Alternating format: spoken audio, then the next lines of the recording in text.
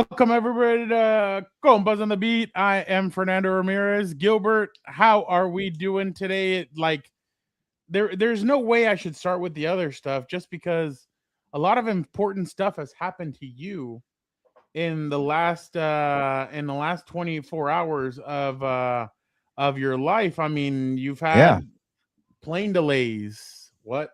You've had Uber drivers handing you Hot Wheels. What? You've had, by the way, in this episode, we will get into the biggest storylines from training camp. We'll talk about our surprise teams that take a nosedive, and teams who are stuck in the middle. But I'm very excited to hear about this other stuff. I really want to hear about this. So there was an individual. You know, when you walk through LAX, you're like, oh, this airport sucks. There's so many Yes. long lines. The traffic to get in is a bitch.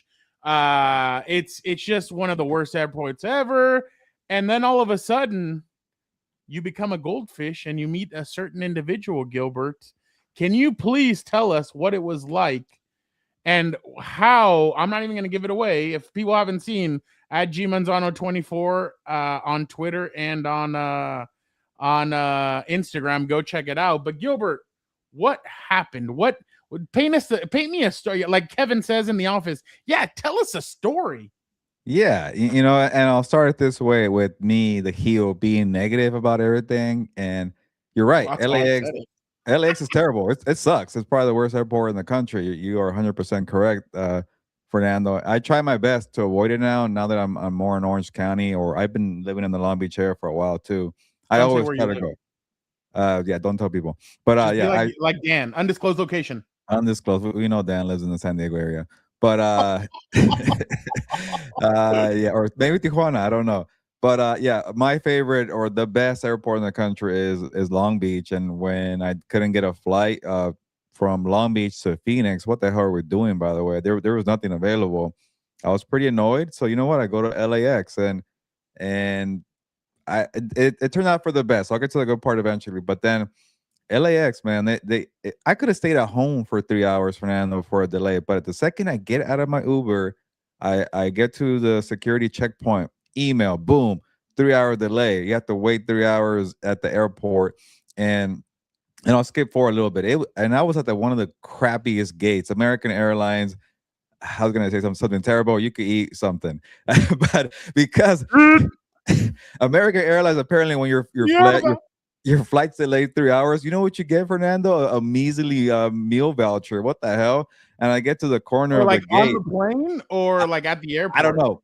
I haven't seen it, but I googled it. I'm like, okay, I better get something free because on Southwest you get like maybe like $200 or some kind of voucher, which is good enough or decent. But you get a free meal. I have no idea where that meal is going to come from. By the way, American Airlines. But anyway, so I was pretty annoyed and pissed off, and I get to the past the checkpoint where they check your ID. After that, you got to put your stuff in the bin.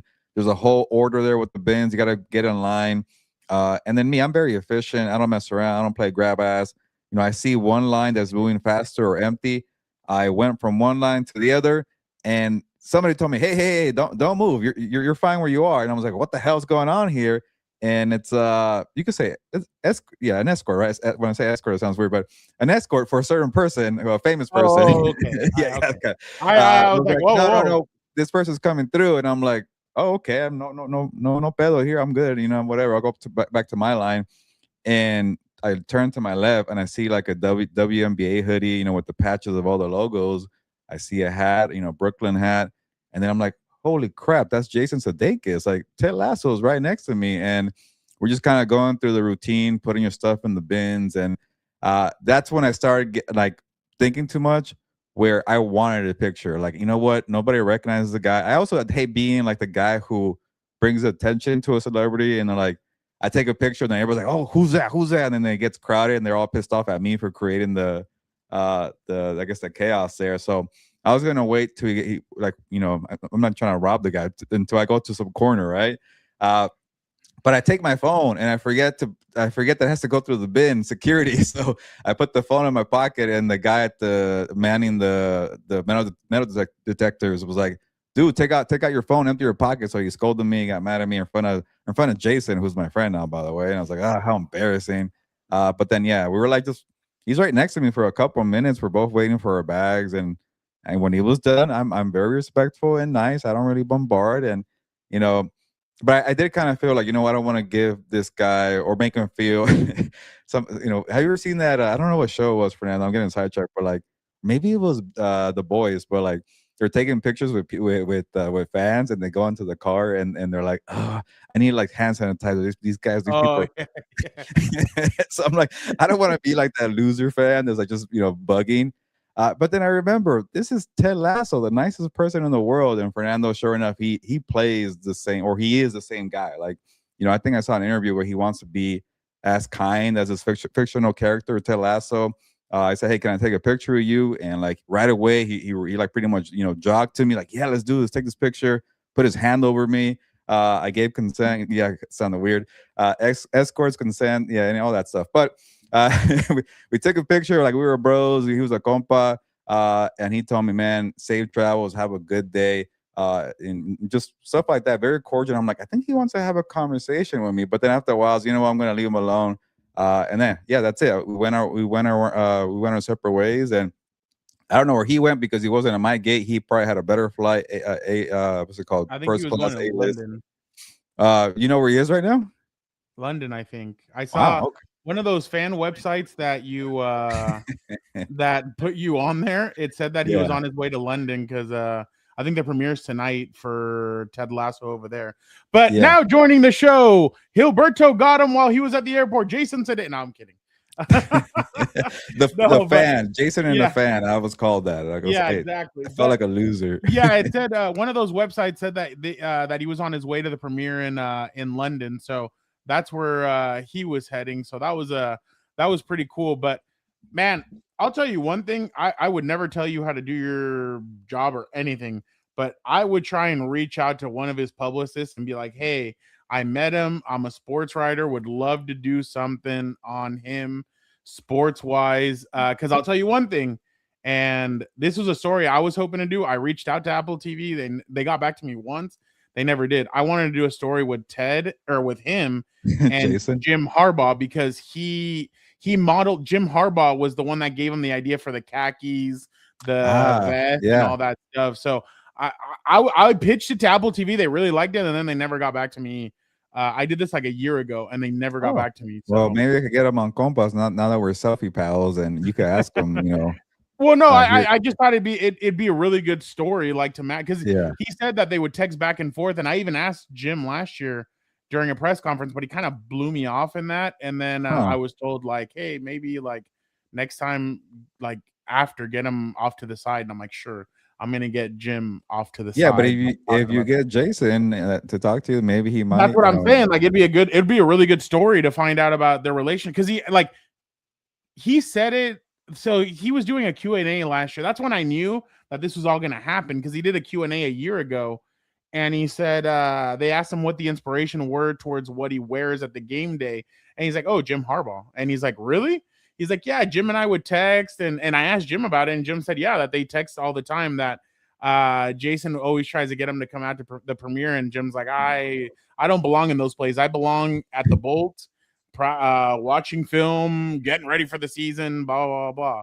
So, you got me thinking that, because I do. That's a good idea. I do want to send an email to some of his reps or agents or whatever PR handlers to get on the show. But I did try that method when I went skiing with Oscar from The Office. I got a bunch of stories with celebrities, Fernando. you do. Yeah, I went skiing with Oscar with The Office, and then also at LAX, I went on the same flight with Seth Rollins and Rikishi. A lot of people that you want to meet, Fernando. So maybe you know, stick with me. I got the good luck here. You're not like literally. If I could get a 25-minute, oh, you know what? That's being way too. Like, if I could do 15 minutes with Sudeikis, it'd be a lot of fun. Like, I feel like his energy with our energy would be like something incredible. So, like, I'd love to ask him about Horrible. How does he view Horrible Bosses now? Like his role in Horrible Bosses. Like, It was him and Jennifer Aniston. Like that was hilarious. One of my favorite movies is Where's the Millers, man. That movie, every time I see it on TV, I laugh. I love that. I love how he's like, "What do you want me to do? Grab him? What's in these days?" He's like, "There's no drugs in here. I will keep on moving." And then he's like, a family. He's like, "Thanks, dickheads." Oh, that's such a good. I Baby love LeBron. Where the Millers. Oh my god, that's a. Hey Ken, no, sorry, David. The Miller, or no, he says the Millers. We carry our own bags. Hey Kenny, you want to get our shit? You guys are getting paid. No, the scene where Kenny makes out with Jennifer Aniston and that girl, like that is a like. Can you imagine? Hey, you're making out with Jennifer Aniston. He must have been like, what? Okay, let's do it. So, have you ever seen that deleted scene or no? I have not. Like a blooper or what? Yeah, where they play the Friends theme song in the RV. No, oh, dude, it's such a good. So, you got it. So they're in the RV. And he's like, "Here, let me just play some music." And they start playing it. She's like, "Oh, go F yourself." And they all the two kids and him start singing it. And she's just sitting there like laughing her ass off about it. It's a great scene. But that's awesome that you were able to. So the 3-hour delay, like that was worth it, right? Like, yeah, I got breakfast. I got to like kind of chill out. And then the Cardinals training camp didn't start till 4. The only problem is that a lot of their media availability is before. Like, I had a couple interviews set up, and it was like they start at 2, and my flight got there like at 2:30, and then from Phoenix to Glendale, it's like another 30 to 40 minutes, as my son is yelling at here. Yeah, so practice was at 4. I get to like around 3:10. Cardinals, shout out to them, the PR team. They still got me time with LaFleur before, and then the GM Monty Austin Ford after. So. They're always good to me. They treat me well, and I always enjoy Arizona because even when it's 112 degrees, it's indoors inside the stadium, and you got that massive jumbotron now for the replays of the plays you might have missed. Remember at Chargers fan, we were trying to find that little tiny screen. No offense, Chargers, but the Cardinals one, they're one of the few teams that have that massive jumbotron because they're in the stadium, which I don't mind the stadium training camp. Maybe sometimes it doesn't work. It's cool to be outdoors, but I like that one. Well. Were you still on the Happy Gilmore? How are you doing? Shout out. Were you still on the Brian? Hello. He's asking how's it going, guys? It's going great for Gilbert. But did you ever who did you so you talked to LaFleur and you talked to the GM? You didn't talk to any players? The Cardinals kind of have a different setup for training camp. You know how usually locker room does not start into regular season time. Yeah. They have an open locker room, so I missed that too. When am I playing on delay? Nice. So everything was before, which is smart. But I started realizing that like LaFleur is doing a lot of what Sean McVay does. So like Rams also go at 4, so the Cardinals are going at 4. I don't really like late practices. We were talking about this last week, Fernando, but this time it did work out. So hey. Be a goldfish, be like Ted Lasso. And then even my Uber driver who like, I don't think he's watching, so I'll say this. You mentioned the Hot Wheels, Fernando.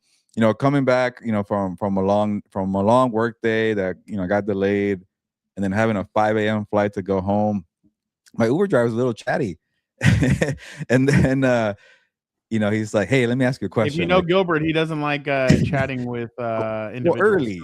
I said early, but he's like, "Hey, you have any kids?" And I'm like, "Yeah, I have a 1-year-old." And he's like, "Oh, you know what? I got a trunk filled with Hot Wheels." I'm like, "That sounds weird." I'm like, "Oh, your whole trunk is filled with Hot Wheels?" He's like, "Yeah, you can take one and give it to your son." I'm like, "Holy crap, this actually boy! I have Hot Wheels." Okay, but he said it to me, an adult. And then I kind of was like, okay, it's not as weird anymore because I did come empty-handed. So I know when you're a dad, you got to come with some stuff. And I think he's still young for stuff like that. But when I picked the Hot Wheel, I got an Impala. It was white and green, nice classic car. He told me nice pick. I gave it to my son. He freaking loved it. So shout out to that guy. That's 5 stars. And yeah, be kind to people. You never know who's gonna give you a Hot Wheels for your kid because you're a terrible dad. You didn't buy anything at the airport.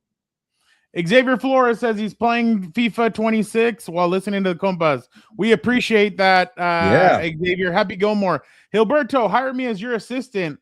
I will get the chocolate stains out of your underwear as long as you let me go to NFL facility. Sorry, he said he'll do his laundry. It's like, what? Hey, I'm sure somebody else would like you to hire him as your assistant. I When you wouldn't do sent that that to you picture, happy. when you sent that picture to that certain individual, what did she say when she got it? What picture? Oh, Oh, Jason Sudeikis. oh, she pretty much just laughed and, is this AI? What the hell is going on at that airport? It's like, what are the odds? And I've been trying to get her to watch Ted Lasso too. That's why I'm behind, so maybe now Yeah. she'll finally watch it. You know what's funny? I know a certain individual that we both know texted you saying that season 3 wasn't good. I thought season 3 was good. It just told a different story. It was different than seasons 1 and 2. And this one, I thought it was much better because I thought Ted kind of got more into we found out the real reason why he left the United States and he left his family behind. No spoilers. I'm behind. No, I know, but I'm just saying, it's a very good season. I like the season. Okay. I thought, and I don't know if Vic watched the finale and he watched that season. I thought that was one of the greatest final episodes I've seen in a long time. I liked it. I thought, don't ever touch this show again. Obviously, Apple is wanting Gilbert. There's times where I jump on to watch something on Apple TV. Like I saw a movie with Sydney Sweeney recently. It's where she's like a drug. No. She's a drug addict. She doesn't show the she's a drug addict, and her mom. Movie of the boxer or no or different? No, I haven't watched that one either. Okay. But when you look at trending shows, Ted Lasso is always in the top 10. Yeah. So you knew they also don't have a lot to offer, but yeah, it's still impressive. Yeah, so it's impressive that after all these years, it's still one of the top, it's one of the top ones. By the way, see what they're gonna do with this new season. But I like season 3. I thought season 3 was really good. I think it's season 2. There was another season where I was like, I mean, it was okay. No, I thought all 3 seasons were good. I didn't dislike any of them. But by the way, what I was gonna say before we move on, Fernando, next time you're on Apple TV, if you you like movies like this, they're not the best movies, but they make you chuckle. That pickleball movie with Nick from New Girl, I think it's called Dink or some crap like that. Dink, pretty funny. I got a couple of laughs out of me, so check it out. I think that's what it's called, Dink. Yeah. Okay, I'm gonna watch it. You know what I heard is the really bad show? Will Ferrell's. Is it like a soccer show or is it like a baseball show or like that? Will Ferrell has this new show. I can't remember. Is it a movie or a screaming? No. It's like a new one. I heard it's horrendous. Wow. I told everybody since John C. Reilly and him broke up. Yeah, it's been it's since him and John C. Reilly broke up, it has not been a very good marriage. He has not done really good work. The one with Renee Zellweger, or that's something else? No, I think that's something else. Yeah, I saw like a promo for it. I'm like, this looks terrible. So yeah, I don't know what happened to Will Ferrell. We gotta do a deep dive on that eventually. Maybe we'll ask Jason Sudeikis when he jumps on. Hey, what happened with Will Ferrell? What is he done? Is he done? Is he out of the Illuminati or what happened? Allegedly. All right. Okay. There's no Dan, so I have to. By the way, yeah, there is no Dan. So just letting everybody know, Dan had a late practice and it's 3 Compas. Yeah, it's the 3 Compas today. Bro, have the Chargers released a media schedule for tomorrow? Oh no, but it's at 10. By the way, the one thing I am frustrated with, and I can say this, I do not like when coaches speak before practice. I don't like that. Because something might happen at practice? Well, not just that, but okay, tomorrow they have pads on and he's speaking before. Why? Speak after. I want to know what you saw after with the pads on. But I understand why. I mean, I get it, but I'm like, and then I heard most people go after, but some go before. The Chargers are one of those some now. Yeah, well, because I remember Brandon would speak after, Anthony would speak out, but he specifically likes speaking before because we can't ask him about certain plays that happened. Well, sorry, he feels more comfortable before, but it's because we won't ask him about certain plays because then he'll be like, "Oh, I didn't see." Yeah, I didn't see it. You know what? Now that you remind me, I think Cowboys are before, so I need to get there early. I forgot about that. When are you going there? Tomorrow? Yeah. That's my next stop. Come down here. Take the train. I'll pick you up. San Diego. Nice. San Diego? Yeah. I gotta eventually do one of those, but I feel like it's always it's always early, so I'm in the middle of the tour. But I gotta do one. I gotta skip a segundo stop and go to San I'm Diego. trying to convince like everybody, hey, you guys should do a week down here. But I keep on hearing, well, we have the Bolt. Yeah, that's great. But like, why can't we go back to the old style of NFL? Why can't teams go away? Like, I think that's better. Like, I mean, you and I were talking about it in the car the other day. I feel like when there's not a lot of moments because of the phones and the technology that you can't separate yourself from whatever's going on. I feel like training camp for these guys, you separate away from everything. There's no distractions. It's just you, your teammates, your coaches, football, and you kind of get to hang out and do it. Like I like what the Rams do. I think the Rams. I remember who were the two guys in like they did a Hard Knocks when they used to be at a university. I think it was at Riverside, and the two guys crashed a dune buggy and they flipped it. Like that's fun. Like you're in the dorm. I mean, okay, you don't want to do it in the dorms. Go to the Gaylord. Stay at the Gaylord. It's a hotel, by the way. Don't try and cancel me. Stay at the Gaylord and then go to Gaylord Fokker or what? No, yeah, exactly. No, it's called the Gaylord. I promise you, it's called the Gaylord. It's in Chula. It's like 15 minutes away from where I am located. But then USD is about a 20-25 minute drive from there. So I'm like, just stay there. Just stay at the Gaylord. It's expensive, but stay there. And then, oh shoot. Okay, my bad. Never mind. But yeah. Okay, I don't know. Maybe you let out a secret, but no, I didn't. To go back to the Bolt stuff, like I think the Bolt's very nice. I think it's obviously a great place for the Chargers, but it just doesn't feel like camp because they're always there. Like I think they should probably go somewhere else. But then I guess when you spend all that money, like what the hell are we doing? But I also like, I don't know, I like the Costa Mesa vibe. It was just down the street, but it felt a little different. It felt like a camp, like you're going somewhere.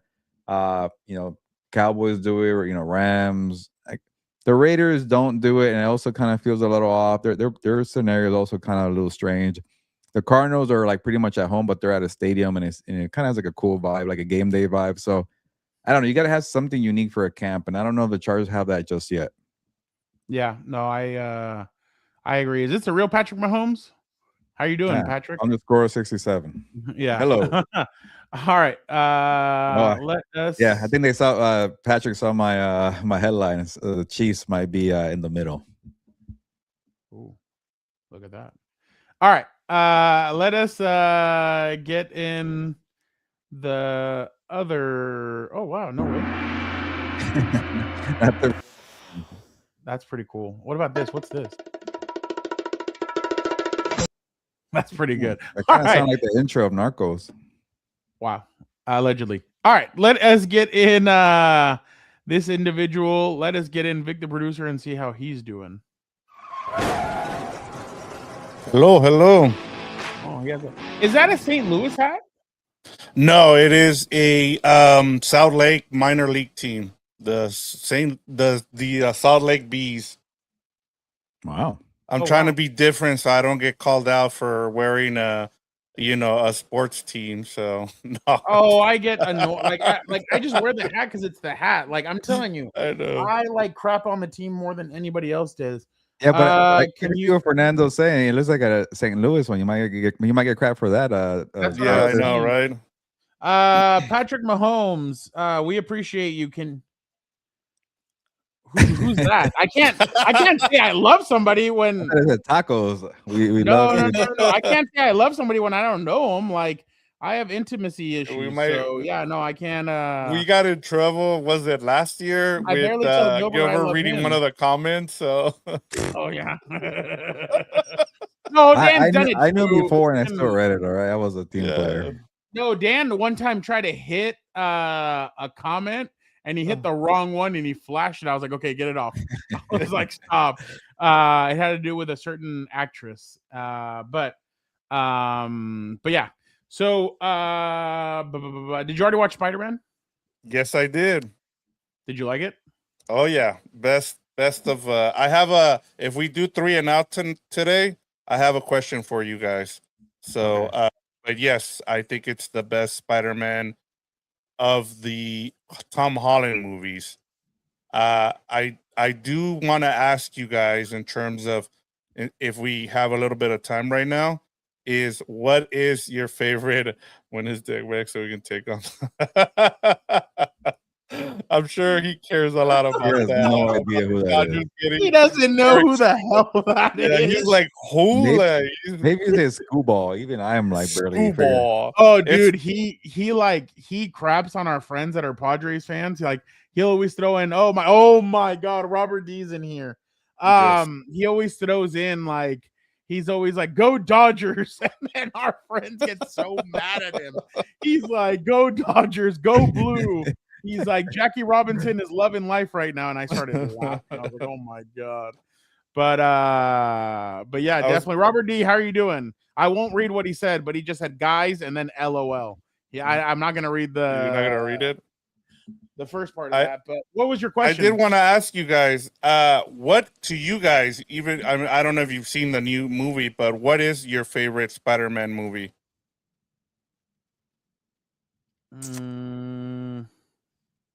Is this his fourth one? Yes. No, it's wow. Hello, it's been Robert D. four? Holy shit! I didn't know it was 4. I've Yeah, seen it's like 2. four. I've only He's seen gonna 2, end up so- doing 6 Yeah, he's doing 6 without Secret Wars and without, not counting just yeah. him as the main guy. How many did the second guy do? What's his name? Garfield? He only did did 2.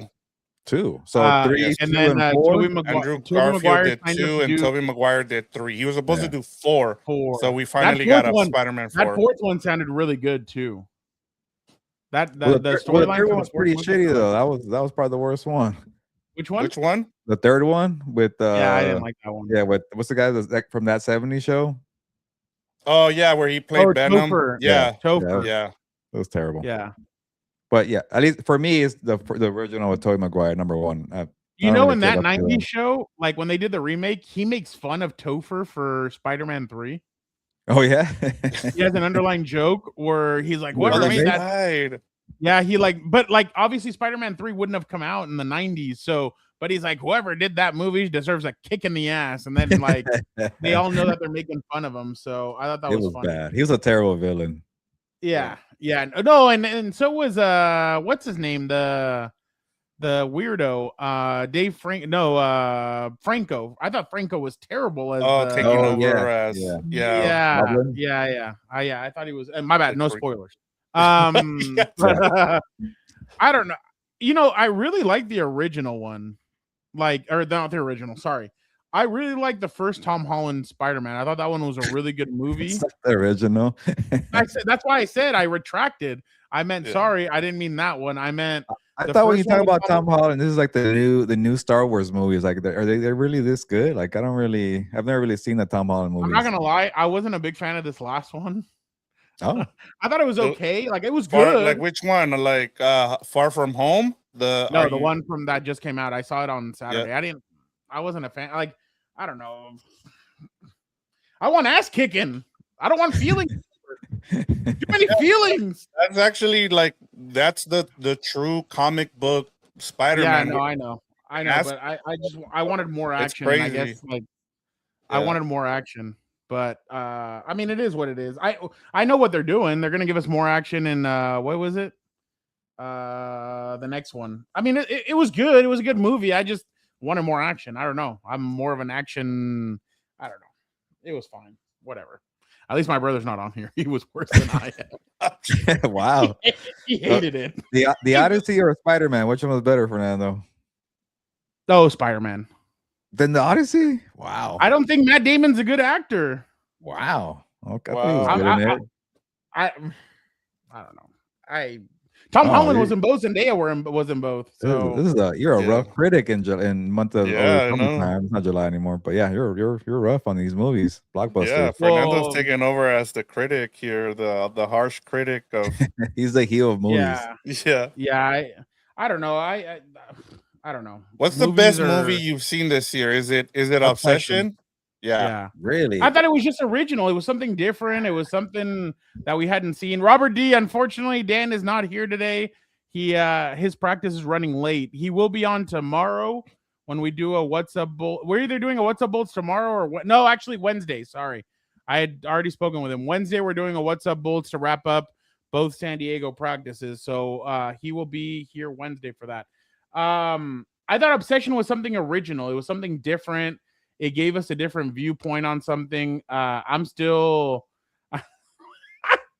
I still agree. I still think that she was the cat, that girl. Yeah. I think she was the cat because she kept on feeding. Well, if you haven't watched the movie, it's your fault. He kept on feeding her the cat, like, or she kept on feeding it. Like, it was just weird. It was a weird. There's a lot movie. of It was hidden different. messages in that movie too. Yeah, I liked it. But it's funny. One of my friends watched Spider-Man and he goes, "It's just telling us that like the government's programming our minds, this, that." I was like, holy crap.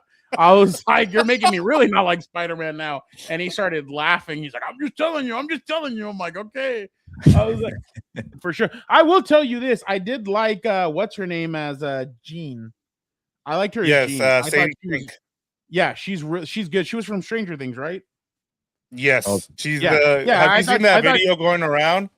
No, what video? The video where, so you know how they got she's gonna be good in X-Men. She's gonna be an X-Men. That's where she's right on the bus. I mean, I'm not gonna spoil. I'm not gonna tell you who she plays because I know there's people who haven't watched it. But I will say this: there is you know how there's a table read where you're going over the script, and so they get the last script for the last season, and it's the rest of the cast. Come on, $700 billion spent to go watch 900. It's already made almost $1 billion. But yeah, so it's a video of all the cast kind of crying, and it's Sadie Sink just looking at them like, the hell you guys, like, my future is set. You guys are done after this. So I saw that. She was hilarious. I like Spider-Man 2 a lot. The one with Tobey Maguire. Actually, I think that's number one for me because it introduces Doc Ock. Like, yeah. And then like the story that they tell and the way Doc Ock happens to take shape and everything, and he has the secret of telling Aunt May about what happened to the uncle and all that. Like, that's just, I don't know. It was I thought that was a great movie. But yeah, no, what's her name, by the way? Oh no, never mind. I'm gonna spoil it. I'm just gonna go back to my favorite Aunt May has been this Aunt May. She is fine. Like, I mean, at 60 years old, Marissa Tomei. I mean, even Gilbert knows who Marissa Tomei because of Seinfeld. Yeah, I didn't know she dated Robert Downey Jr. when he was allegedly a drug addict. Yeah, she hasn't aged apparently because they were making shows about her being hot in the 90s.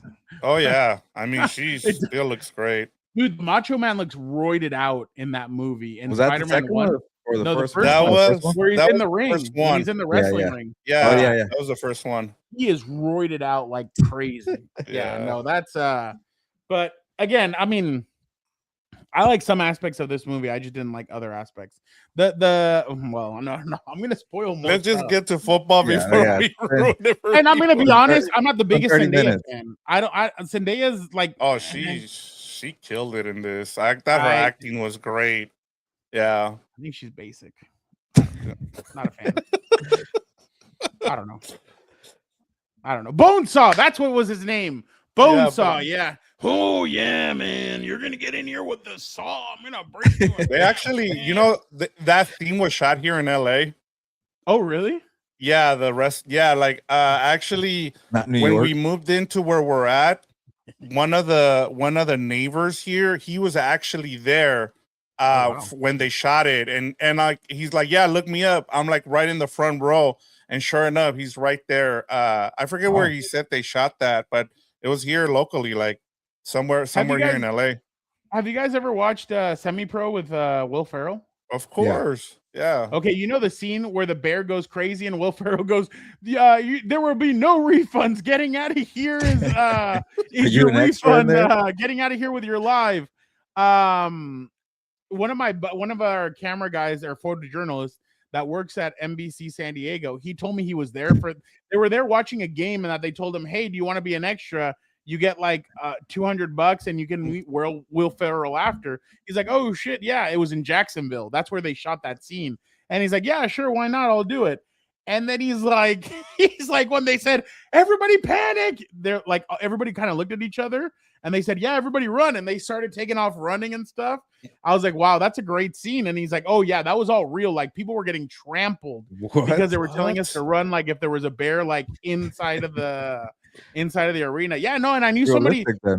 Yeah, one of our other Florida journalists, he was in Mighty Ducks 2. He was there covering a game in LA, and they were like, hey, we're gonna shoot part of this movie, just be here. And you can see him with a camera, like kind of going around, and you see him in the scene. I was like, oh, that's great. Like, I was like, Dave, that's awesome. And he's like, yeah, I know. He's like, never seen the movie, but it was fun to be there for that. I'm like, oh, I'm gonna be in a movie.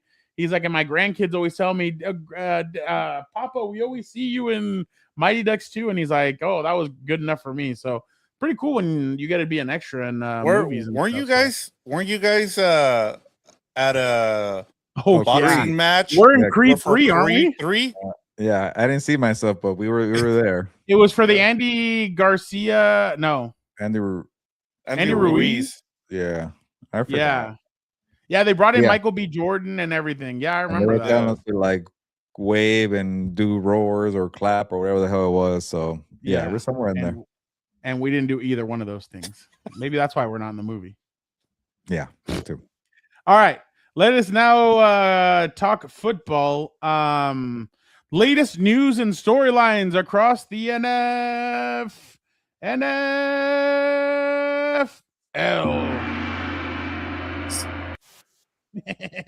That's fun. All right.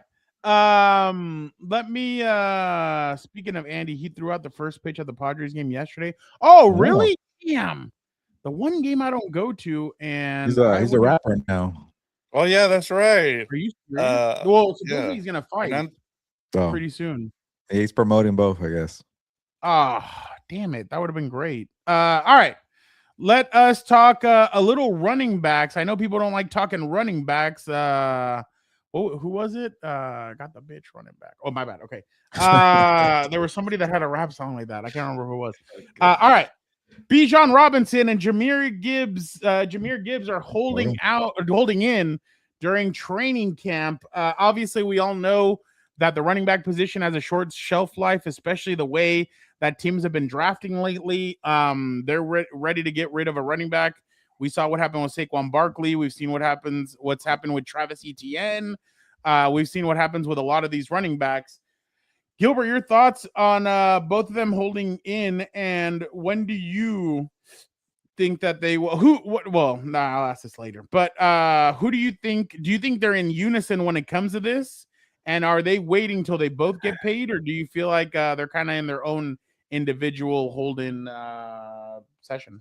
Yeah, like we usually, when we have scenarios like this, somebody just says, all right, fine, you go first, or you get paid more because you are better. Like you kind of have to admit that through your agents, and you don't say that verbally. But this one, I'm having a hard time saying who should get paid more. And if we're going pure talent, I think Bijan's the better running back, not by a lot, but pure talent he is.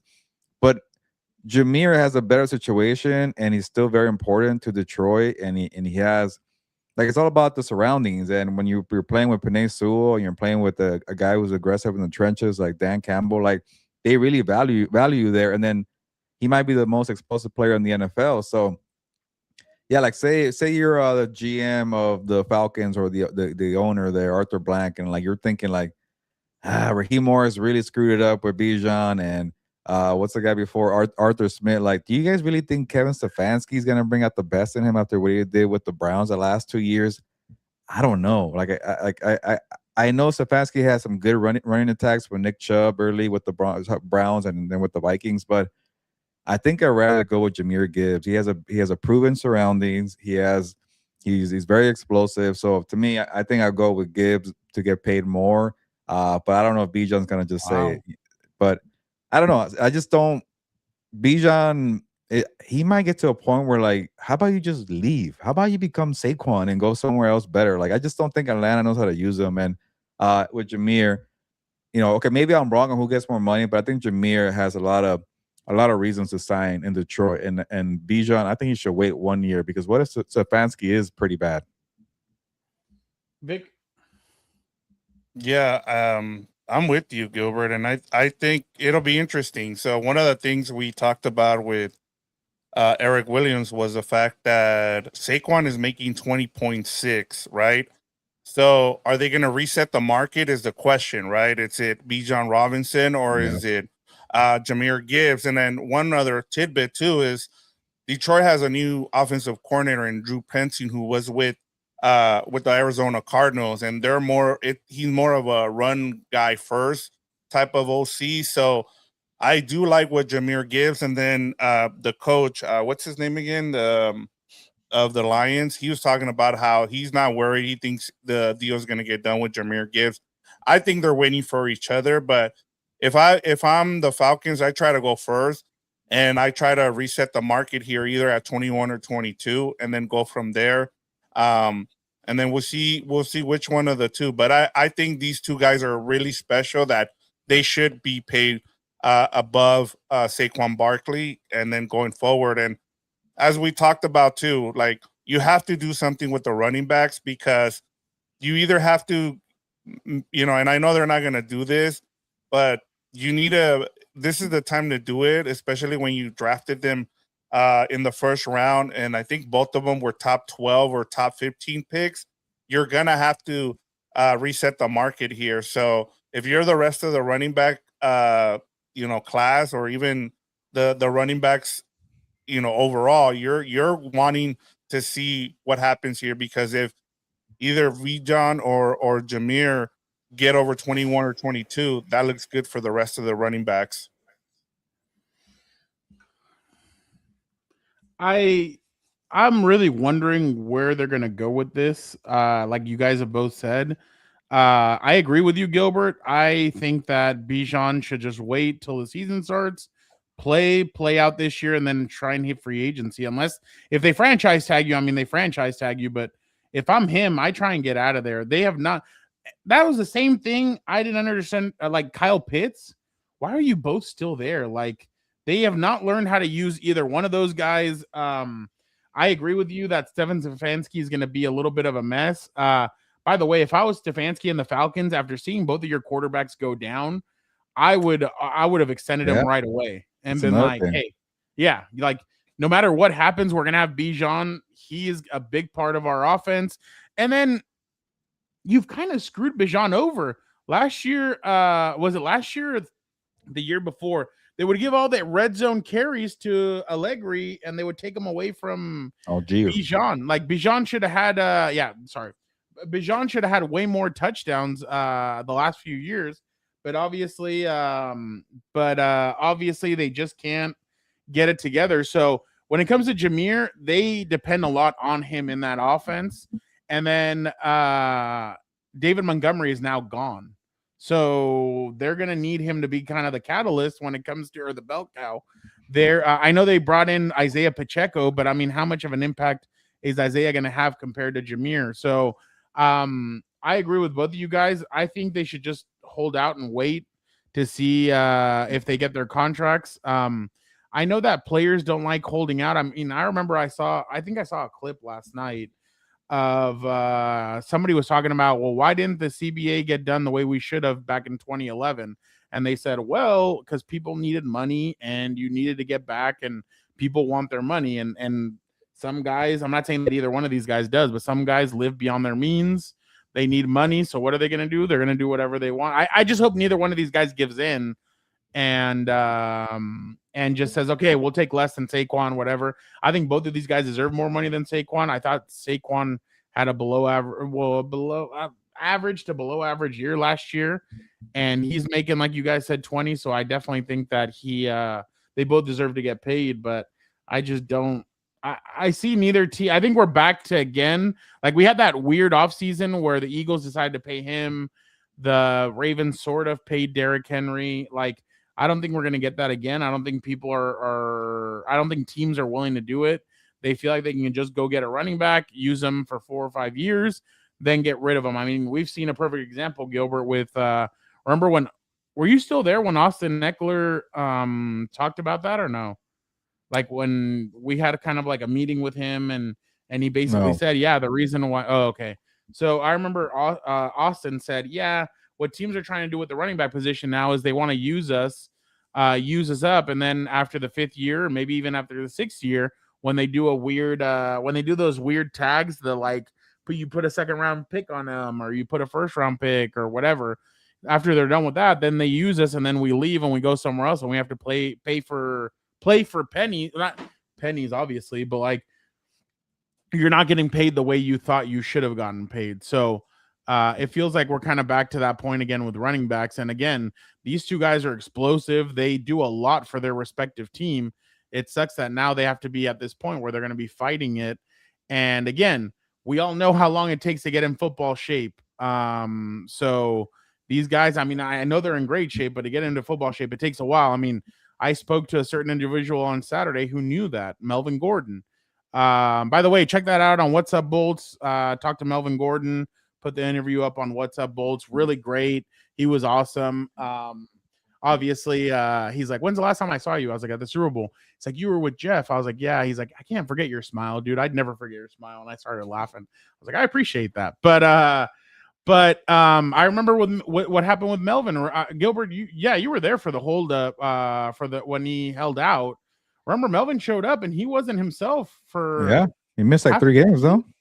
Yeah, he came in 3 games in, and then he wasn't himself for half of that season. I remember that game in Tennessee. He started crying because he fumbled twice in the end zone on second and third down. On fourth down, they ran him again. He got stuffed, and they lost the game. So just for a running back, I think it takes a lot more for you to get revved up and ready to go. So hopefully they can settle this, but I think it's going to be a while before these two are in camp, to be completely honest. All right, next story. Jadeveon Clowney signs a 1-year deal with the Houston Texans. That's basically what Jadeveon Clowney's been the last few years, where he kind of waits, sees, and then he signs with a team. The rich get richer. I still think that Jadeveon has a lot to offer, especially in the role that he is going to play. We all know Will Anderson and Danielle Hunter are the edge rushers extraordinaire. They're making a lot of combined money, but now you add a Jadeveon Clowney who's going to be their third or maybe fourth guy.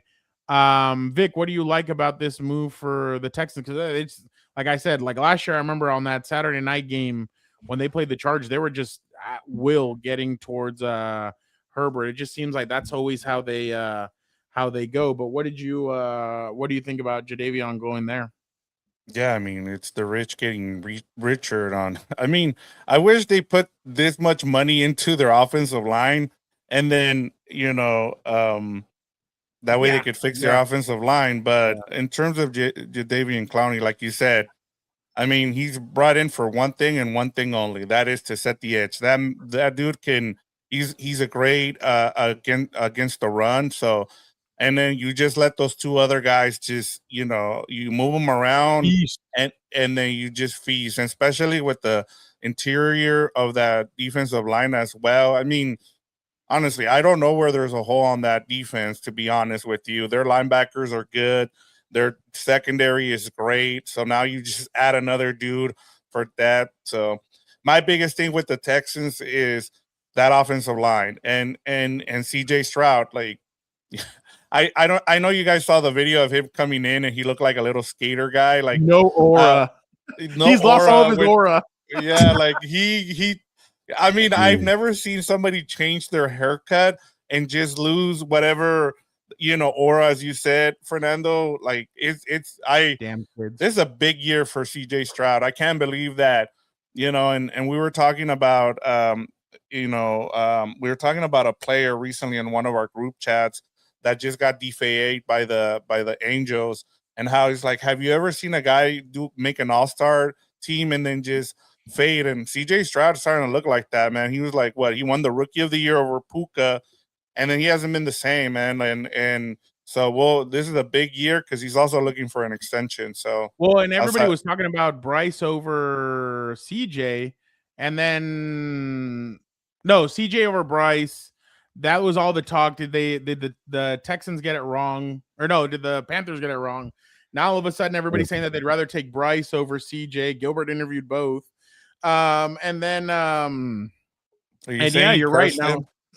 Yeah, But this is Hey, like one got the this is, offensive rookie of the year, all right. And the other one was a number 1 pick. They were doing well. They screwed it up themselves, all right. no. I'm not saying it as a negative. I'm saying Gilbert interviewed both of those guys. Like I'm reminding her, I'm not Dan. I know we look No, alike, no. but I'm not Dan. No, I'm just saying like Gilbert interviewed both of those guys. Like it's great. Like that's amazing. Yeah. But like, I mean, Vic, there has to be a weakness somewhere. Like the weakness is now their offense is the weakness. They have good receivers, but like they have no running backs. Their offensive line, like you said, they invested draft picks, but like who knows if those guys are going to end up being any good.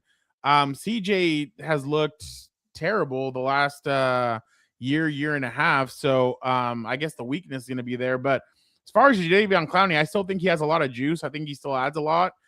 Fans are going to be excited because I know that last year when the Chargers played them here at SoFi, there was a lot of not a lot, but like I saw more Jadeveon Clowney jerseys than I saw CJ Stroud or that I saw no, not CJ Stroud, sorry.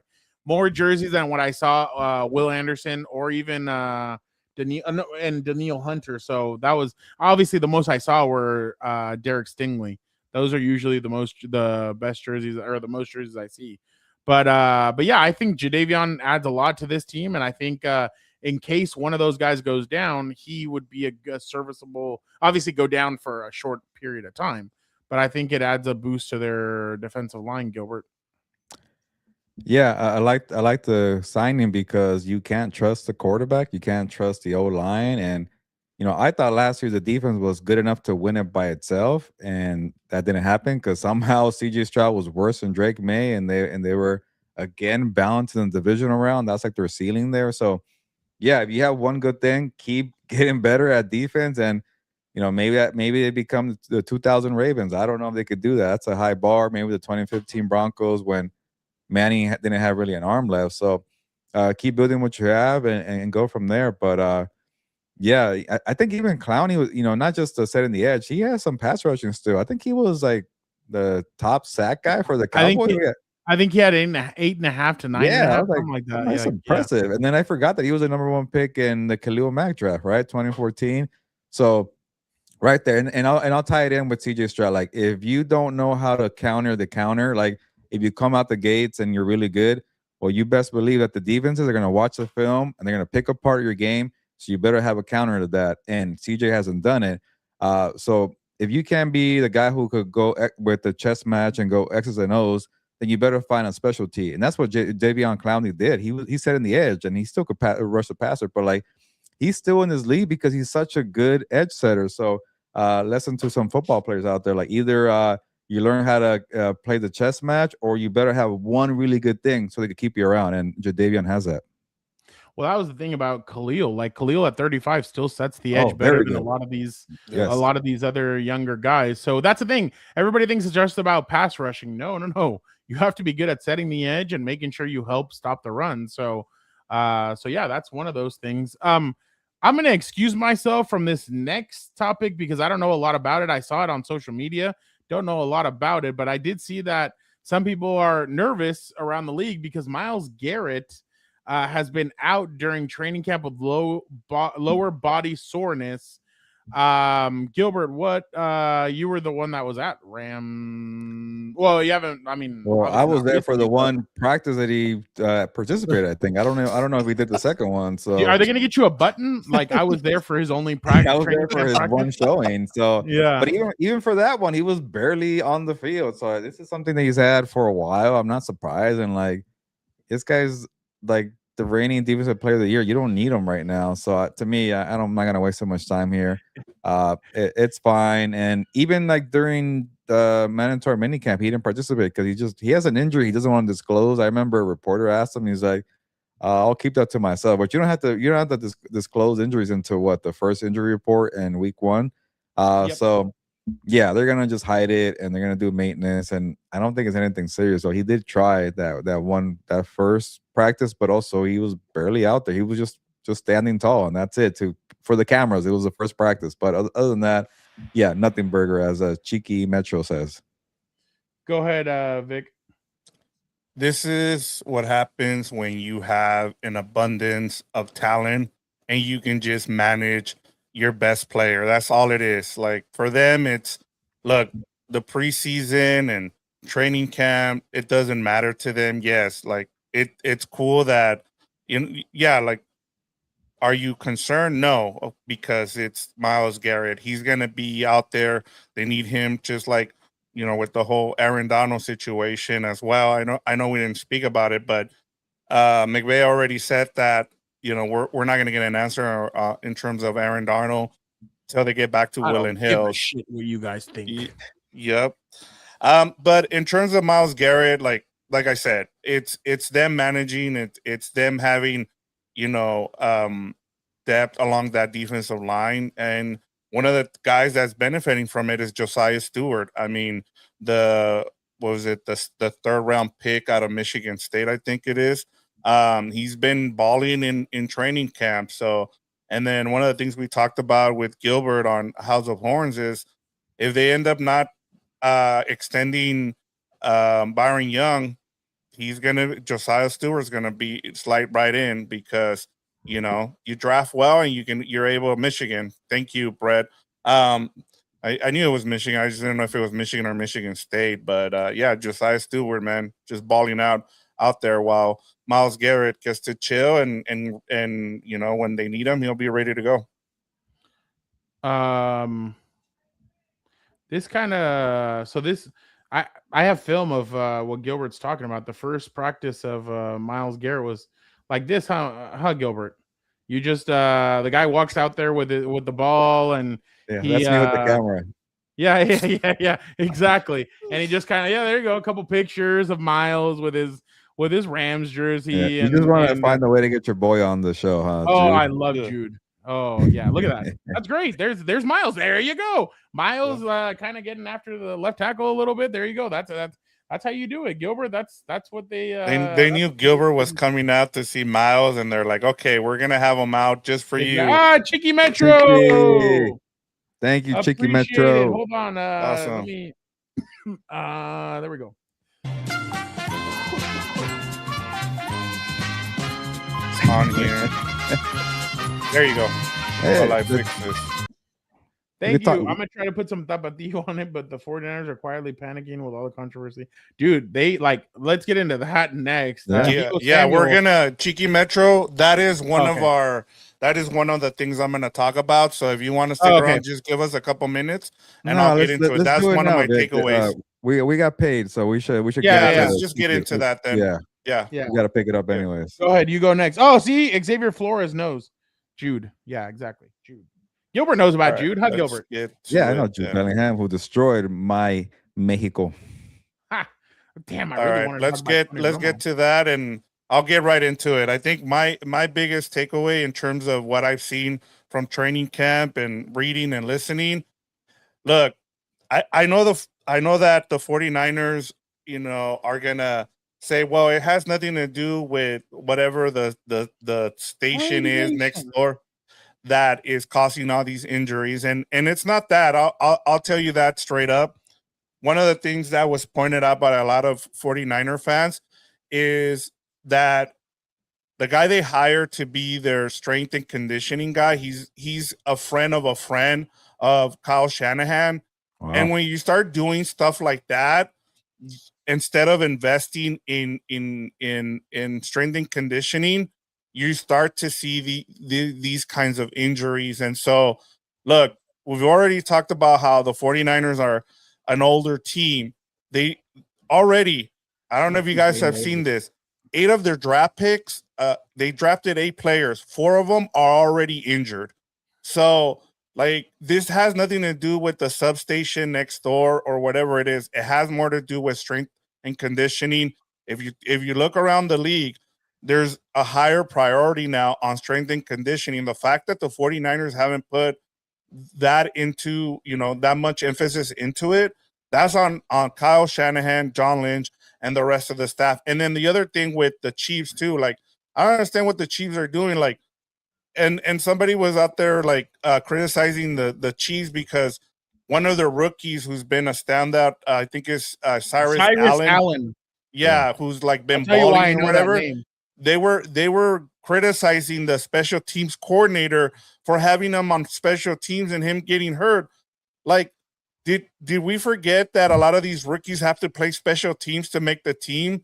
Like, all of a sudden now we're gonna not play rookies because you're afraid of them getting hurt. So, like I said, with the Chiefs, they've been kind of problematic lately, and especially I'm starting to give up on Andy Reid, but in terms of what's been going on with their injuries, they're another team that hasn't invested in strength and conditioning as well. Even though, like we said, like with the injuries, they've been lucky in terms of how long they've been going to Super Bowls and playing in the playoffs. So you kind of saw that coming. The weird thing is, like, Xavier Worthy and some of the young guys are the ones getting hurt. That's kind of been eye opening. Yeah.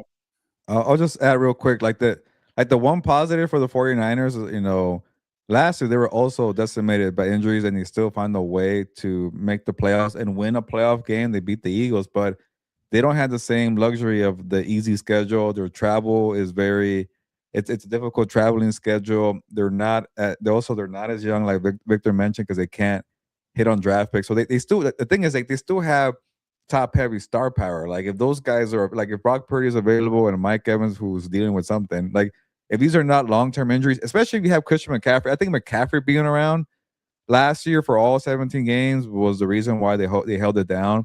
You know, I think Purdy was in and out. Can you run him to the ground like they did last year, though, Gilbert? That's my question. Yeah, at one point, does he get old? And, like, you know, the thing about him, he's like a finesse player. He doesn't rely on being physical. He could play, you know, out of the backfield. So maybe he has an extra year in him. But, like, look, Kamara was the same way, and he declined a lot last year to the point where he had to take a pay cut, and they brought in a new guy, and Travis Etienne, not ETN. So it hasn't caught up to him yet. CMC, we'll see. But yeah, there's a lot of red flags. I'm trying to find some positive for the 49ers. I don't want to write them off fully yet, and I'm going to get into it a little more later. But, like, they might have missed their Super Bowl window, but we'll get into that later. No. They went to the Super Bowl. They just lost both times. They missed it twice. Yeah. Well, yeah. Or 3 times. The one with Colin Kaepernick, like, they haven't won the Super Bowl like in 30 years or more than that. They haven't won it since Steve 95. Quarterback. The Chargers, yeah, 95. Yeah, they've been to a lot. They've been to a lot of Super Bowls. They've been to 3. Yeah, they're 0-3. Kaepernick and the two, Jimmy G and Brock Purdy. Yeah. By the way, I saw our good friend of the show. I saw our good friend Tyler Dragon at Chargers on Saturday. He was telling me that his Chiefs and his Bengals are gonna make the playoffs. I made a little wager with him. Wow. I said, "There's no way." He's like, "They have Dexter Lawrence." I'm like, "One player." I'm like, "That's great." Shamar Stewart just got hurt. Freaking Jamar Chase is out there throwing helmets and getting into fist fights with people. Like, what are we doing? Like, both teams have to make it, Fernando. Yeah. Or yeah. Both teams have to make it. But all the pent up aggression from the failures that the Bengals have is starting to kind of mount over, and I think it's going to get worse there. So, and then the coach is on his last legs. His contract is up after this year. So, yeah, we're good. And then, like, Cyrus Allen, like, I couldn't believe Chiefs fans were going after the Chiefs for making him play special teams, like Vic said. Like, what kind of a joke are you? Like, he has to play special teams. He's not one of the main, like, he's been a good target for him, but guys who come in who are, what was he? Was he undrafted?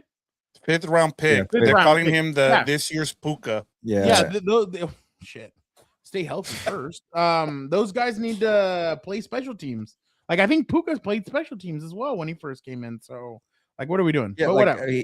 He was on the field right away, but, like, at least Sean was waiting until a preseason game. We hadn't even got to that point. You're like, wait until a preseason game to first got to do something. Well, and that leads me to my point. I can't wait for the Pats to come on. Like, we're getting so much stuff, so much fluff, and I get it. Like, it's a boring time. The Pats are barely starting to come on, but I've seen, like, all these people marvel about, hey, this 6th round draft pick looks like a steal. This guy looks like a steal. This undrafted free agent. I'm like, just and you know what's funny? Mike McDaniel said it on Friday at Friday's practice. He said, we cannot know anything until the pads come on. That's when you're going to know what player is what. Like a lot of Charger fans are tweaking out because the Chargers are playing they're rotating 5 different guys at guard. Yeah. I can eliminate 3 of those guys already. Like those 3 guys are not going to be playing that position. So it's really down to 2. But it's like, just wait till the pads come on. Like, and I get it. Fans hype up other fans. I get other fans talking and all that stuff. But like, you just have to like wait for the pads to come on, and then you're really going to see what the thought process is. Like right now, Mike McDaniel's experimenting with stuff, and the Chiefs are experimenting, and the Seahawks, and all these teams are experimenting with different things. But you have to wait until the pads come on to really know what the team has and who's really in play and who is not. So that's all I'm saying is that like we need the pads to come on to stop with all this fluff and to get it. I know the Steelers today started with pads. Some other teams, well, obviously the who's in the Hall of Fame game? It's like the Cardinals and Cardinals and Panthers. My God. So like preseason. Yeah, but those 2 teams have had the pads on for a while. But Gilbert, I'll tell you one thing. I was thinking about it because I jumped on a TV show the other day here in a local TV station to talk about the Chargers. And they said, wasn't the World Cup great? That's how we started talking. I'm like, dude, if this was last year, I wouldn't have watched the last few games of the World Cup. He's like, why? Like the Chargers started like July 9th or 8th with their training camp because they had the Hall of Fame game. Now everything got kind of pushed back. And thanks to everything getting pushed back, like I would have been like, we got to see the World Cup and do everything, and no training camps were started before the World Cup ended. So I'm like, it's great that everything kind of got backed up for a year. And then they asked me, do you think that it's going to stay like this? I was like, you're going to see, besides the divorce rate and the breakup rate being at an all-time high on Valentine's Day, because it's on Super Bowl Sunday. Besides that, everybody's going to go out on the 13th probably, but having it on President's Day weekend is going to be great. Fans are going to love it because they can just get pissed drunk on Sunday and they don't have to go to work on Monday, and then they have to go to work on Tuesday. So they'll be fine. They can recover on that Monday. So, but yeah, no, I definitely think that we just need the pads to come on, and that's when you're really going to see what team has what players. By the way, Gilbert, I'm already calling it right now. I don't think that joint practice happens between the Chargers and the 49ers. The 49ers are going to say they have way too many injuries, and that they're just going to they're gonna be annoying because the Saints and the Cowboys go out. I could go up to the other one, but I'm waiting. Yeah, you gotta make sure you go to those first joint practices, because by the second one they might cancel them. Well, last year the Chargers canceled theirs against the Rams. Yep. Because they had several injuries. Yeah. So, and I mean, I'm telling you, the Chargers should have like paid everybody to watch that joint practice. What was it? It was oh my God, it was a terrible. Like it was Easton Stick. I can't remember who else. The first year of Harbaugh, that was a tough offseason to watch that joint practice because the Rams defense was just beating their ass every single time. But I digress. All right, Gilbert, go ahead with yours. Yeah, I'll be quick because we still got another segment here. But I like Liam Cohen saying that nobody's talking about them. And I even like that he took it a step further by saying they're always talking about Caleb Williams, though. Caleb Williams this, Caleb Williams that, Caleb Williams 40 times on the homepage of NFL.com. Like, so usually coaches, they'll say, hey, we're being overlooked, but not mention a team that's getting more attention. So, yeah, that was kind of refreshing to see, and maybe taking a page out of Ben Johnson, who likes to talk like that too. And then Liam Cohen the second time too, he called out Robert Saleh for some BS, and which I thought was pretty cool to see last year. But yeah, I think the Jaguars are flying under the radar. You know, they didn't have the most, or I guess the loudest off season, which sometimes could be a good thing in the NFL. But yeah, they're still an AFC South team, so I won't pay attention too much, but they have my attention a little bit here. Oh, speaking of that, Ben Johnson. Yeah. What movie? Hold on. Ben Johnson. They're going back and forth. See, I love it. Yeah. Ben Johnson. Ben Johnson, like he really, like if there's one head coach that listens to social media, it's Ben Johnson. I think he hears what's going on. With Caleb, I don't know if you saw this, but Liam Cohen of the Jaguars said it's very easy to motivate his players because nobody ever talks about them. All he ever hears about is Caleb Williams. I'm curious what you think about another coach throwing his name out there, and whether you're dealing with the opposite situation here of hammering to your guys not to believe the hype. Well, we're the number one regression candidates, so I think we got plenty of motivation ourselves. We talked about Caleb in the past. He's used to handling a lot of attention, so I'm not worried about that. But with Huh. Caleb, He actually took the high road on that Yeah, one. and he kind of went back to we're being overlooked, we're being doubted too in a different way, which is nice move there, Ben Johnson. I like it. He's learning, man. I like that from Ben He has Johnson. good PR people working with him, so He looks It a would've been lot better better if though. he said F you, Cohen, but this is okay too. He does look a lot better though. He looked like that first season took a lot out of him. I think it was at the what was it? Was it no? It was at the combine. He looked Yeah. out of it. yeah. All right. The NFL offseason is coming to an end, sorry. Yeah, no, sorry. It's over. Obviously, yeah, sorry. Well, let me go back. It's canceled. Given what we've seen during the NFL season and even right now with the start of training camp, what team is meant to be stuck to be Malcolm in the middle? Vic, who is your Malcolm in the middle team?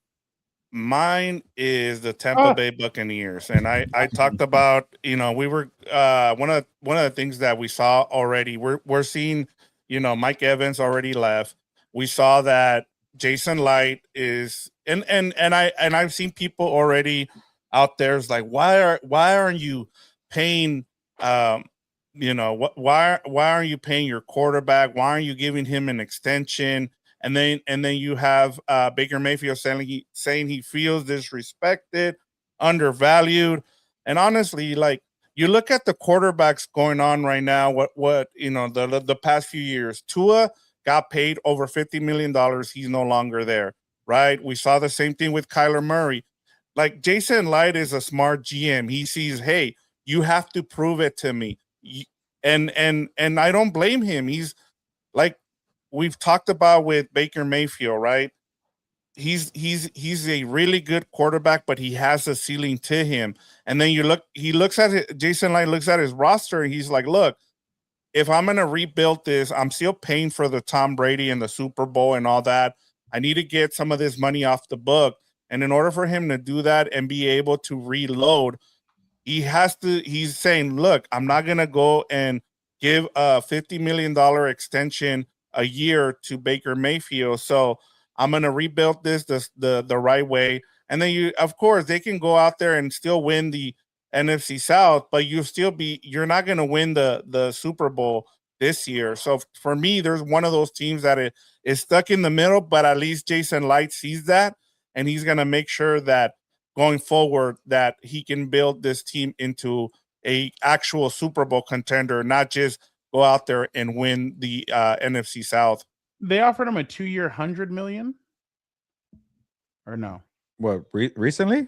Well, I saw that they offered him a 2-year deal, and that Oh yeah, it was $50 million per year. Yeah, that could be it. Nobody said really like the final years. Oh, of the total, figure. Okay, but it was like average 50 mil, but it could be like we just said, 2 years, like a short-term deal, which makes sense. Like, why are you going to get financially tied to a guy who continues to play that way and might get hurt again? Like, and he's a smaller quarterback too. Like, I just and I get people saying, hey, like quarterbacks are hard to find. Yes, but like what's the ceiling with Baker Mayfield? Where are you gonna go realistically?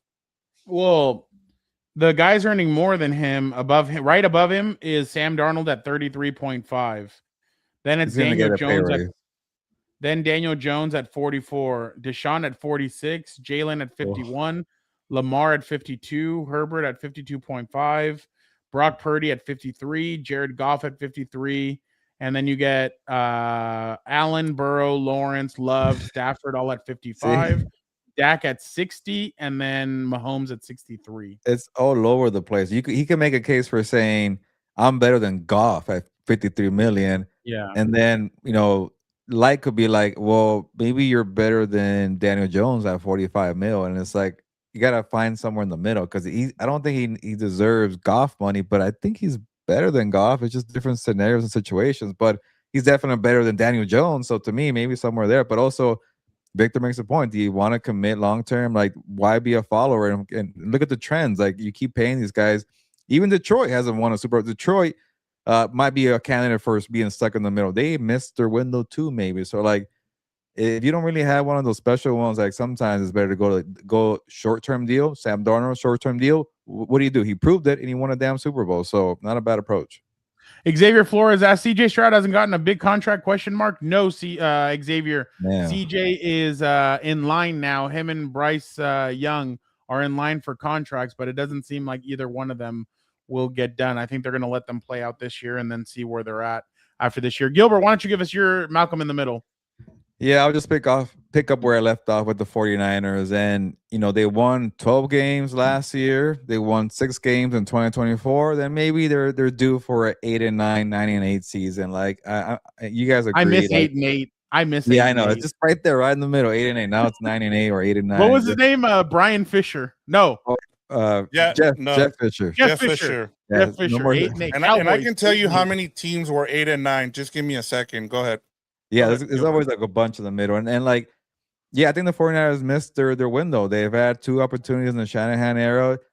They're older now, and then they're not hitting on draft picks. They're not the Rams. The Rams keep finding new core guys because they keep drafting well. And Shanahan, who could maybe keep up with McVay in terms of scheme and X's and O's, but Les Snead and John Lynch, this is a mismatch. Like the 49ers can't get young. They can't find a new core group. And like we mentioned, CMC could probably break down. Trent Williams is like almost 40.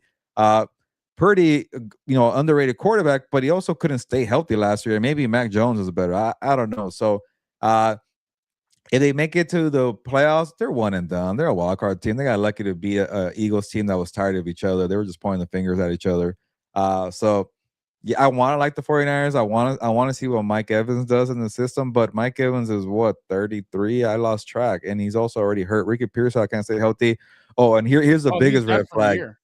What was that? For the year. Oh, Ricky Pearsall's done for the year. But here's the biggest red flag. Things are going bad when you go back to an X. Deebo Samuel, here's my prediction. Deebo Samuel will probably play 3 or 4 games and get cut. He's not going to make it the whole year with the 49ers. I've seen this movie way too many times. He's not going to make it the whole year.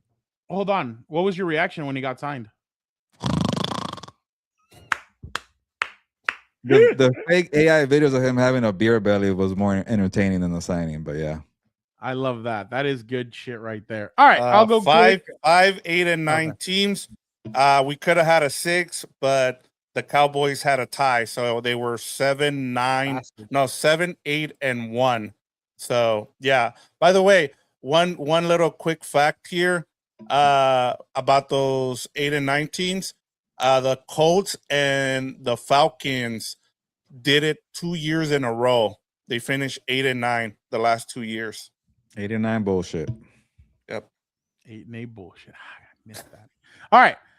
Mine might surprise some people, but it maybe doesn't after last year. The Kansas City Chiefs. The Kansas City Chiefs window, like Gilbert said, is closed. By the way, you know who the 49ers remind me of?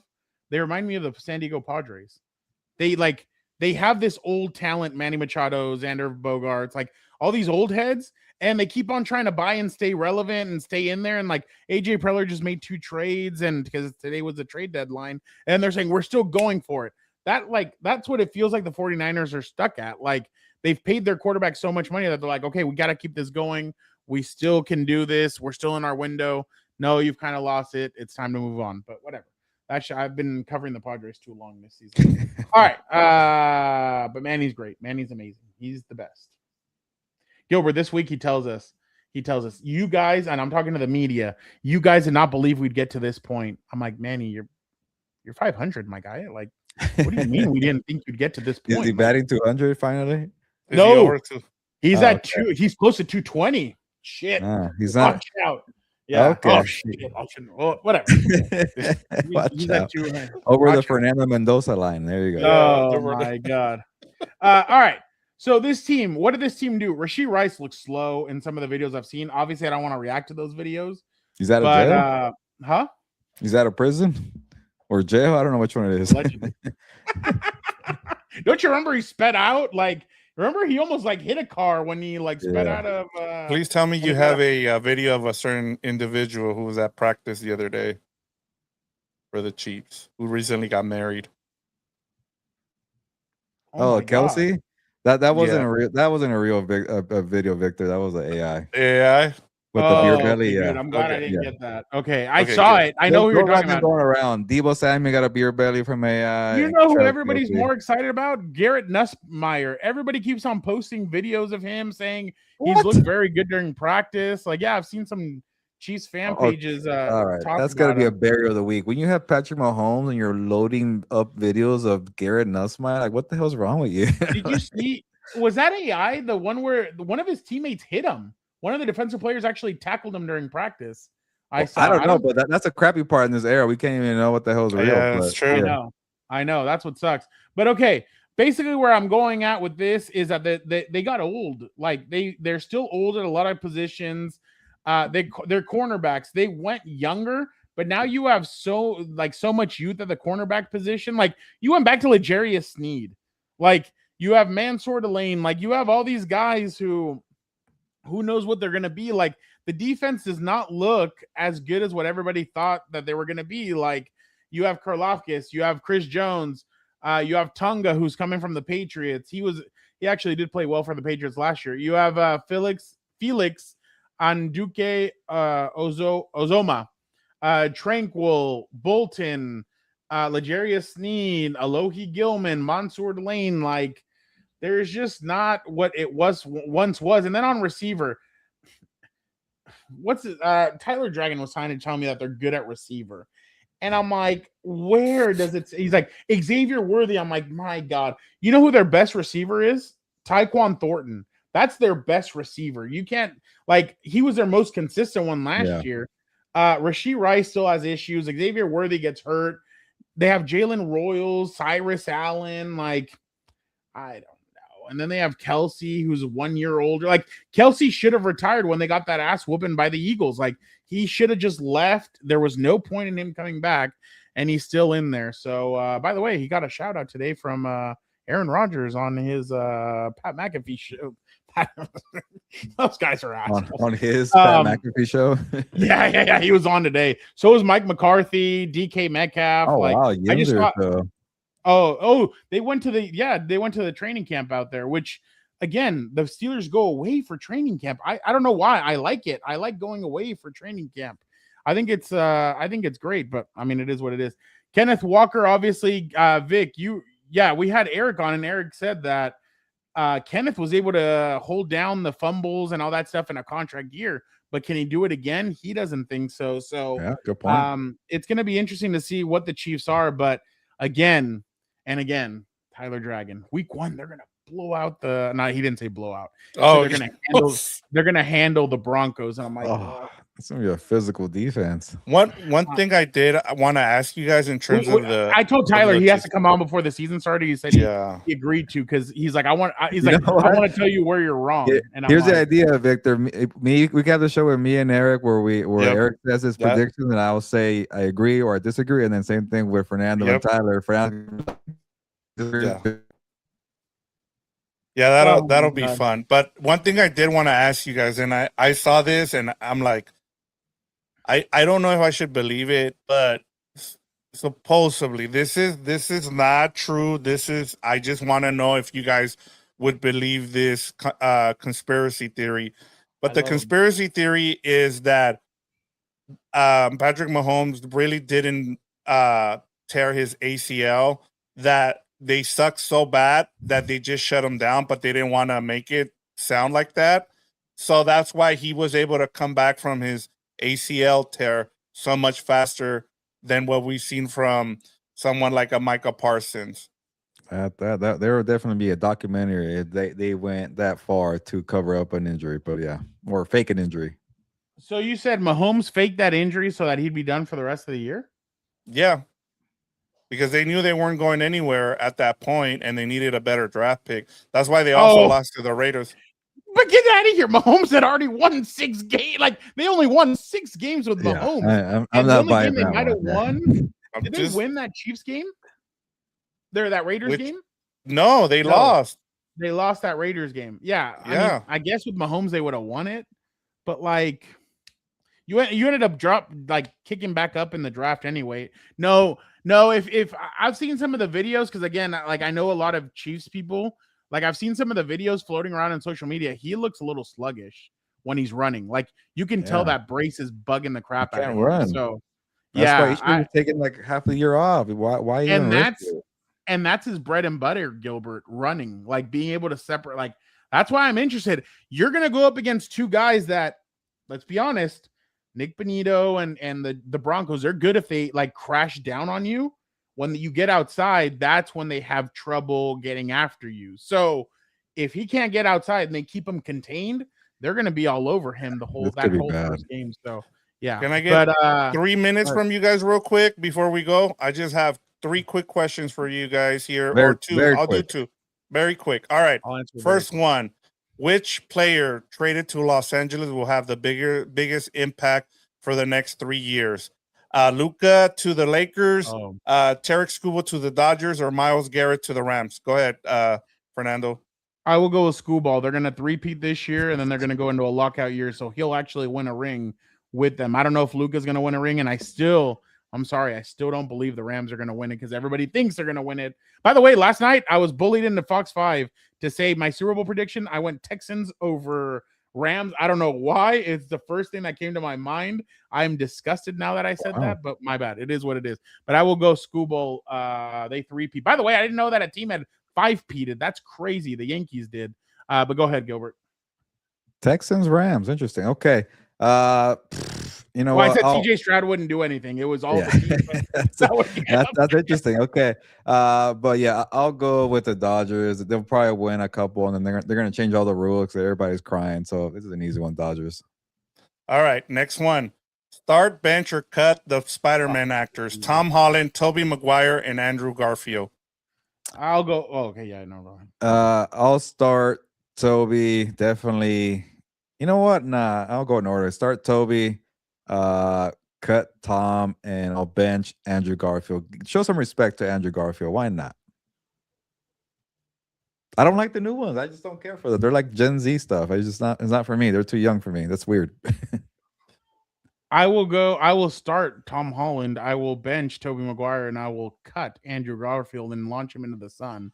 I thought Tom Holland was the perfect age to play Spider-Man. I thought Tobey was too old in a sense to play a high school kid. So, and now he dates high school kids. I forgot, But I will. I'll go with that order that we have right there. I like Tom Holland. I think Tobey Maguire was awesome. He looked older than a high school kid. So, and then Andrew Garfield, just launch him into the sun. Everybody wants to say that last Tom Holland movie. Oh my God, Andrew Garfield, we gave him too much shit. No, hell no. We didn't give him enough shit. He was terrible. Launch him. Goodbye. Adios. All right, that's 3 and out, and we got under the 3 minutes. Do you guys want to do one more? No. No, okay, let's go. Was it about Will Levis saying that he's a top 32 quarterback in the NFL? No, actually, I was gonna ask you which of these 4 teams will make the playoffs. No, that's gonna be too long. You can save that one. Yeah, we'll I've save been that up one. to But 5 a.m. I'm flaming out. Thank you guys so much.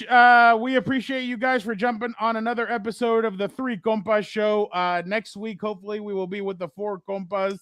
Again, make sure you follow at GManzano24. Gilbert will be heading to San Fran. He'll be heading to Seattle. He'll be heading to Denver, and he'll be having a lot of stuff from out there. And then hopefully he will grace us with his presence back at the Bolt. A certain individual will probably map quest some directions so he knows how to get there.